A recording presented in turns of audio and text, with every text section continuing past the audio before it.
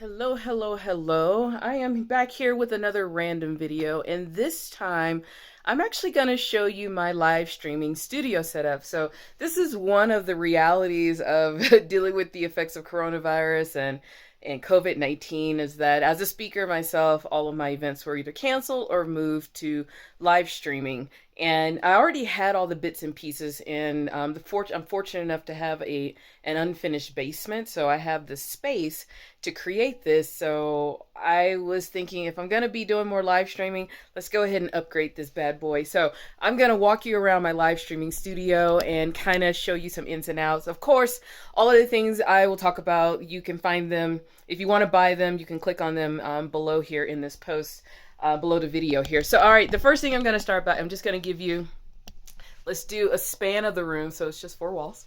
I know, seriously, four walls. So that is where, I do most of my video meetings and I actually do the live streaming. So all of this stuff behind me, and just to let you know, I didn't spend a lot of money on a lot of this stuff. I did invest some money, but it's not, I didn't build rooms or anything like that. We're not balling like that over here. So we use what we have. And so that is where I do most of everything. As you see, I have a backdrop there. And I'm also starting to play with my camera a little bit more. So I wanted to be able to have all of the walls be usable for something. So this thing right here, we actually have another. So if you see up there, I actually hung, these are just sheets, like seriously queen size, I think, or king size sheets, and I hung them from the ceiling because my ceiling is unfinished. But a few years ago, we built this little thing here as a backdrop. It's made out of PVC pipes. You can literally go to Home Depots or Lowe's and build this within a couple of hours. And I bought some other little things just to change the color. So that way I can have a few different backgrounds. And of course, I have the green screen here. I really haven't used this yet. I bought it and I thought I was going to use it, but it really hasn't been used. But it is here. It is here. It goes all the way down to the floor, just in case I need it. And then this wall over here, what I'm probably going to do, I need to put in some shelving just to house my camera and all that kind of stuff. So let's go ahead and start walking through this. So like I said, this is the green screen on one wall. If I ever do any other fancy videos, I really don't use the green screens when I'm doing Zoom or anything like that. Not really a fan of it. But what I mainly do, I'll actually walk you over here. Where I mainly do most of my work is here. It's just a gray background. I have other color sheets if I ever wanted to change it, but for the most part, I wanted to keep it very simple. And I have this cool little thing here. This little light. It's a Wi-Fi light that changes colors, because it kind of gives a really cool effect on camera when it bounces off of the thing right here. So this is where I mainly do my work, and one of the things that I wanted was just enough space so that I'm not pushed up against the wall. I came down in the basement because I didn't want to have to deal with people walking by the door. I have a dog that likes to bark when somebody's at our front door, so I wanted to give myself a decent enough space with enough quietness so that I can actually pull off a live streaming event or a talk without any disruption. So here is my desk. I usually have another monitor over here. I have to set it back up. I rearranged all of this. And I just have my computer sitting up here. My camera right here is an HD Logitech Pro. Absolutely love it. I've had it for a few years now with no issues whatsoever.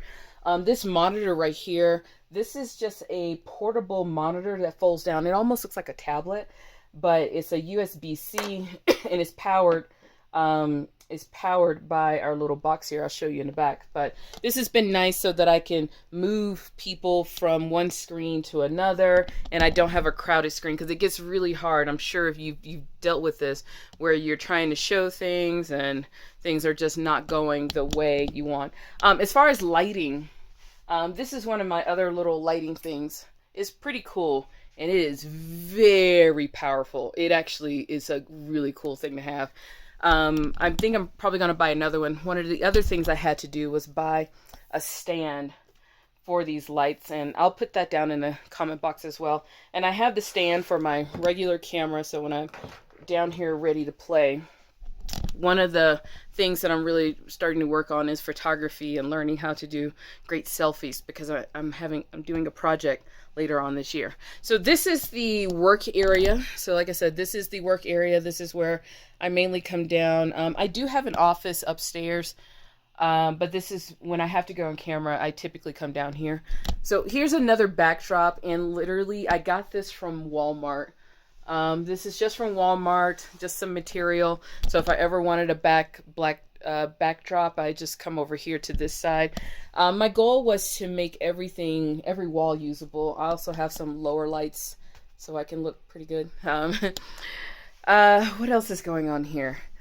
So one of the biggest things I had to start using was tripods. I have a multitude of tripods. This is for the camera because I didn't want to have to set the camera up, break the camera down all of the time. This is another tripod. It's a very lightweight one. I'm going to actually start going out hiking soon. So I needed something lightweight to go with my camera. But the cool thing, it comes with the cell phone thing here as well. So I can use that over here as well. So, and then, I've been learning a lot about lighting. So I'm trying to do my version of a hair light. So what they do is they put these lights on top of your hair so they can see the definition of your hair when you're on camera. I'm not sure if I've perfected that yet, but I'm getting close. Now, there isn't much else here. Now, the reason why I wanted a lot of space because I was doing a lot of my videos back behind this ring light. Of course, forgot to talk about the ring light. Everybody needs a ring light. I was doing a lot of videos back there, but I was getting kind of bored with just this solid gray wall, and I wanted to be able to switch up doing videos every now and then with different backdrops. So one of the things that I did with this space, I can't really tell you how big it is. I am between the stairs and the wall here. But one of the things that I wanted was enough space so that if I wanted to sit here, like in this area that I'm standing in, and do videos with the backdrop, that's what I wanted, because I don't have a problem showing off my office. It's not the sexiest thing, but I wanted to have some different variations of where I am standing, doing videos, being able to walk around. So this space here is enough space so that I can have a backdrop on that wall. Like I said, here's the green screen. And if I ever needed another wall to do something with, I can do something over here, but it's probably going to have more decor and things like that. So I just wanted enough space because I wanted to be able to play with my regular camera, do a few videos that are just not against that wall over there. And it's worked out very well. I had to do a little bit of, it's not soundproofing, but just reducing the noise. And one of the things that I had to do was I went and purchased, so these are the moving blankets. You know, when you move and you get to cover things, I actually got a moving blanket and put it on all of the walls that were exposed. And it's not soundproof, it's not absolutely silent down here, but it is a huge difference in getting rid of some of the extra noises, you know, like when the people are out in the back cutting the grass. Not for me, we don't have grass in our yard, but on the roadside. So it gets rid of all of that extra noise, or, you know, because I am in the basement and it's unfinished, I'm under pipes, you know. I do have to tell my husband to let me know when he's taking a shower so we don't get all the extra pipe noise. But this has been a really cool little project that I've worked on since being coronavirus. Now, I've done this before. I used to be down in the basement doing videos, and I've moved upstairs, I moved downstairs, moved back upstairs. But one of the things that really changed was when most of the events started going live, and I definitely needed a space to stand. I always stand when I'm speaking, so I just needed space. I needed more quiet. I didn't want to have to yell at people to be quiet or put the dog in a different room. So this has worked out very, very well. So this is my live streaming studio. If you start upgrading yours, let me know what yours look like. I'm sure you're going to have something a lot fancier than mine, but it seems like whatever you use is okay. Start where you are. Like I said, a lot of the things I either got off Amazon or I went to Walmart. They're sheets. Most of everything you see, other than the green screen, I actually paid for that. And I paid for this thing too, but I probably could have bought some sheets. Most of these are just sheets, random material that I got very cheaply.